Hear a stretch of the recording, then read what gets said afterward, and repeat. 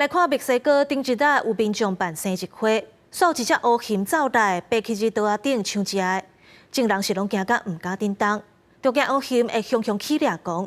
虽然无人受伤，不过大家拢心惊胆吓。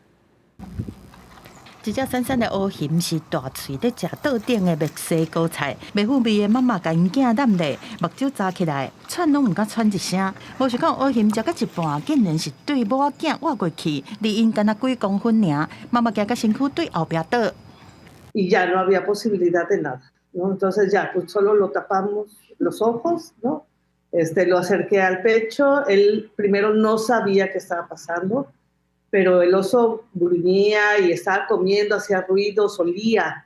Entonces, él sabía que había un animal ahí, pues. 墨西哥的首都墨西哥市的西维亚，拜伊是带伊有当事情的囝桑提亚哥去东北部蒙特雷这个生态公园来野餐，庆祝因囝15岁的生日，佮有2个朋友做伙去。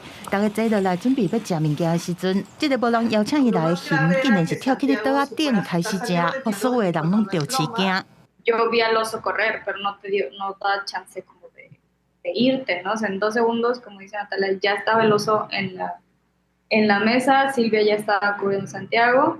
迄当阵因的朋友是慢慢啊刷去桌仔的另外一边，其中一个人摕手机啊在记录。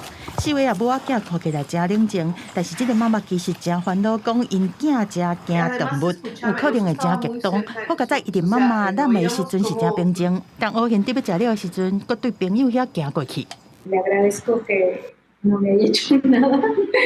Y sí creo como que, bueno, pues si es un parque para que las personas entren, hay, no sé cómo, pero tener un poco más de preparación de que la fauna salvaje está ahí, presente de verdad en ese parque, y que llevar comida, por ejemplo, no es una opción, ¿no? 落尾当地翕的安琪拉是忽然间想到讲，甲桌顶一盘食米对涂骹弹过去，总算成功甲乌熊引走，大家才平安脱困。这段影片传去社群网络了后，是成就千万去看。不过远方嘛警告游客，当地的乌熊是出来甲愈接，上好是莫为着翕相就挖伤金。公司新闻张惠美编译。